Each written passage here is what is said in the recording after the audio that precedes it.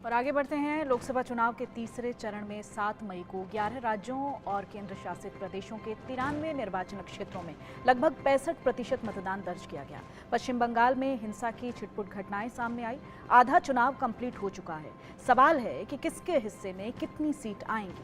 अब तक 3 चरण का मतदान हो चुका है। ऐसे में सवाल है कि किसके लिए दिल्ली की गद्दी का रास्ता आसान हो गया है, क्योंकि पहले चरण में 66.14% वोटिंग हुई है। दूसरे चरण की अगर हम बात करें तो 66.71% मतदान हुआ है। तीसरे चरण में 64.58% वोटिंग हुई है। हालांकि अभी चुनाव के 4 चरण बाकी हैं, लेकिन ये वोटिंग प्रतिशत किसके लिए राहत है, किसके लिए आफत बना है, ये देखना अहम होगा। अहमदाबाद से मेरे सहयोगी जतिन रावल मेरे साथ जुड़े हुए हैं। जतिन, लगातार हम देख रहे हैं कि बनते बिगड़ते समीकरण नजर आ रहे हैं। अगर हम वोटिंग परसेंटेज की बात करें तो कभी पलड़ा कहीं भारी लगता है, कभी कहीं भारी लगता है। आप किस तरह का रुख, किस तरह का मिजाज देख पा रहे हैं?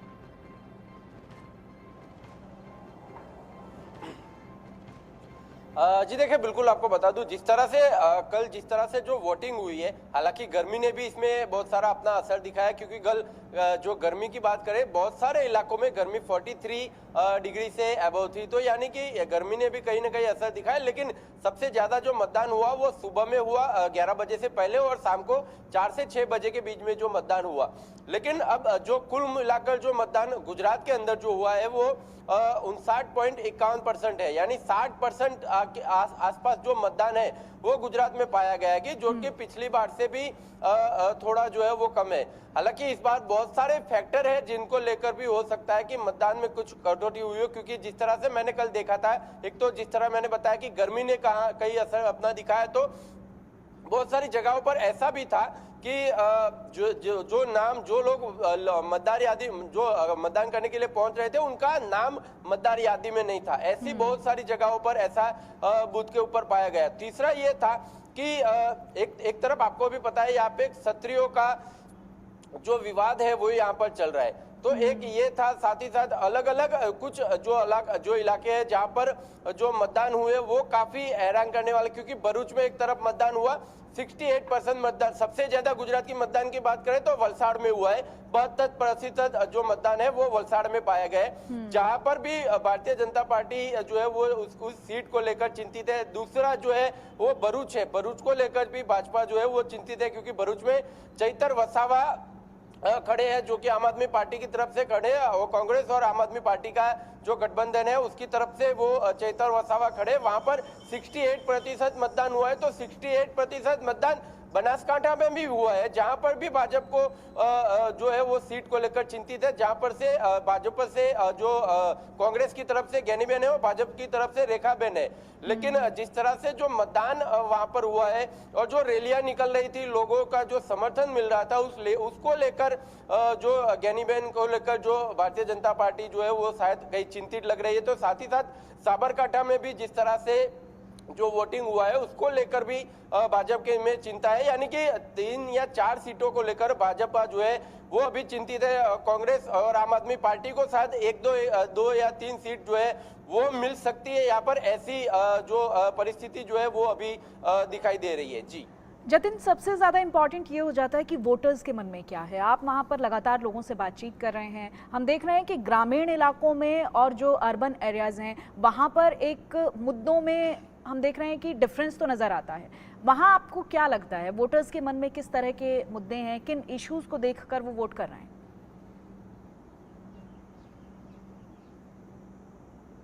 जी देखिए, बिल्कुल जो अगर ग्रामीण जो एरिया है वहां पर अगर बात करें ग्रामीण विस्तार में, तो वहां पर जो लोग हैं उन लोगों का कहना है कि विकास जो है वो हो रहा है और वो उससे जो है वो सेटिस्फाइड है। लेकिन कुछ इलाके ऐसे भी है ग्रामीण के जहां पर अभी तक विकास नहीं पहुंचा। पानी के नल जो है वो पहुंच गए, लेकिन पानी नहीं पहुंचा, यानी कि जल से नल जो योजना है उसको लेकर भी काफी सारे सवाल उठाए जा रहे हैं। हालांकि ये सारे जो अर्बन जो ट्राइबल एरिया है वहां पर ये ज्यादा ये सिचुएशन है, जहां पर कांग्रेस की सीटें जो है वो अब तक, हालांकि लोकसभा की तो सभी जगह पर पिछले 2014 और 19 में भी सभी सीटें जो है वो भाजपा को ही मिली थी। लेकिन इस बार जिस तरह से जो दो तीन साल हो गए, पानी के नल जो है वो पहुंच गए, लेकिन पानी नहीं पहुंचा। बहुत सारी जगहों पर रास्ते जो है वो नहीं बने। ऐसी बहुत सारी समस्या है वो ग्रामीण विस्तारों में है। लेकिन बात करें अगर अर्बन की, तो अर्बन एरिया में सभी लोग जो है वो भारतीय जनता पार्टी से कहीं ना कहीं सेटिस्फाइड लग रहे हैं। साथ ही साथ अर्बन एरिया में सबसे ज्यादा जो राम मंदिर का जो मुद्दा है वो सबसे ज्यादा लोगों के जो मुख से जो है सुनने को मिला कि राम मंदिर के साथ साथ जो हिंदुत्व की लेकर जो चलने वाली जो सरकार है, साथ ही साथ आगे के समय में भी जो काशी और मथुरा की भी जिस तरह से बात करी है, हिंदुत्व के ऊपर जिस तरह से जो सरकार है भाजपा की वो आगे बढ़ रही है, उसको लेकर जो है बहुत सारे लोगों ने मत दिया। तो ठीक है जतिन, मैं लौटूंगी आपके पास। मैं सीधा लखनऊ का रुख कर लेती हूँ। लखनऊ से मेरे सहयोगी रवि कुमार भी जुड़ चुके हैं। रवि, आधा चुनाव बीत चुका है और हम देख रहे हैं कि अलग अलग जगहों पर समीकरण अलग अलग दिखाई दे रहे हैं। अगर हम उत्तर प्रदेश की बात करें तो आप तो लखनऊ में हैं, हार्ट में हैं, वहां पर किस तरह की सिचुएशंस हैं, क्या समीकरण बनते बिगड़ते दिखाई दे रहे हैं आपको? देखिए, अगर समीकरणों की बात करें तो बीजेपी जो एनडीए है सहयोगी दलों के साथ 80 सीटों को जीतने का दावा कर रही है। वहीं जो विपक्ष का जो इंडिया गठबंधन है वो भी लड़ाई में जरूर नजर आ रहा है। लेकिन जिस तरीके से अगर हम बात करें तो प्रधानमंत्री नरेंद्र मोदी का एक बार फिर से चेहरा है। कई सारे ऐसे जो लोकसभा सीट है जहां पर कई सारे ऐसे नेता हैं जो रिपीट कर रहे हैं, यानी तीसरी बार लड़ रहे हैं। चाहे हम वाराणसी की बात करें, लखनऊ की बात करें, उन्नाव की बात करें, कई ऐसे लोकसभा सीट है जहां पर रिपीट हो रहे हैं। और कहीं ना कहीं जिस तरीके से जो पुराने जो नतीजे आए थे उन्हीं नतीजों को लेकर ही उनको मौका दिया गया। हालांकि अगर हम उत्तर प्रदेश की बात करें तो कल जिस तरीके से 10 सीटों पर मतदान हुआ था, उसके बाद अब चौथा चरण का जो मतदान होगा। लेकिन सबसे बड़ी बात यह है कि जिस तरीके की लड़ाई है, कांग्रेस बहुत पीछे नजर आ रही है, समाजवादी पार्टी भी लड़ाई में जरूर लगी हुई है, बसपा भी लड़ाई में नजर आ रही है। हालांकि पिछली बार जो बसपा थी वो समाजवादी पार्टी के साथ में 10 सीटें उसको मिली थी, लेकिन इस बार बसपा अकेले चुनावी मैदान में एक बड़ा निर्णय लिया गया है। आकाश आनंद को उन्होंने हटा दिया है। तो ऐसे में सबसे बड़ी बात यह है कि जिस तरीके से जो पूरा समीकरण बन रहा है वो बताता है किस तरीके से जो लड़ाई है वो बहुत ही कांटे भरी है। और सबसे बड़ी बात यह है कि जिस तरीके से बीजेपी ने जो निर्णय लिए हैं, जिन लोगों को प्रत्याशी बनाया है, तो वो मिशन 80 को यूपी में पूरा करने की जो कोशिश है, उसी कोशिश के तहत लगातार प्रधानमंत्री नरेंद्र मोदी वो अपने कार्यक्रम कर रहे हैं। मुख्यमंत्री योगी उत्तर प्रदेश ही नहीं, अलग राज्यों में जाके दौरे कर रहे हैं। कई बीजेपी के बड़े जो नेता हैं, मंत्री हैं, वो सभी उत्तर प्रदेश के दौरे पे हैं। रायबरेली और मेठी की सीट पर प्रियंका गांधी लगातार बिल्कुल प्रचार प्रसार में लगी हुई हैं 24-24 घंटे। तो यानी कि अगर बात करें तो कांग्रेस के लिए रायबरेली अमेठी करो या मरो की स्थिति में है। समाजवादी पार्टी के लिए कन्नौज मैनपुरी की सीट साख का सवाल है। उसके अलावा बीजेपी के लिए कई सी सीटें हैं, चाहे वाराणसी, हालांकि प्रधानमंत्री नरेंद्र मोदी खुद ही वहां से चुनाव लड़ रहे हैं, लखनऊ से राजनाथ सिंह खुद चुनाव लड़ रहे हैं। तो ऐसे में 2 सीटों को लेकर ही तो लोग पूरी तरीके से मान चुके हैं कि प्रधानमंत्री नरेंद्र मोदी है वो तीसरी बार वहां जीतेंगे, ये भी कहा जा रहा है। हालांकि सामने उनके जराए हैं, वो कितना दमखम के साथ लड़ेंगे तो फिलहाल नतीजों के बाद साफ होगा। लखनऊ की बात करें तो लखनऊ में इंडिया गठबंधन यानी विपक्ष का जो गठबंधन अलायंस है उसमें रविदास मेहरोत्रा है। बसपा ने भी प्रत्याशी को उतारा हुआ है। हालांकि जिस तरीके से जो लड़ाई है वो कह सकते हैं कि विपक्ष जरूर कोशिशें कर रहा है, लेकिन जिस तरीके से जो कोशिशें कितनी कारगर साबित होती हैं ये वक्त बताएगा। ठीक है, दीपक विश्वकर्मा रायपुर से मेरे सहयोगी लाइव जुड़े हुए हैं। दीपक, आप तो लगातार ग्राउंड पर रहे, आपने लोगों का मिजाज भांपा। 2014, 2019, अब 2024, कितनी पिक्चर अलग दिखाई दे रही है आपको?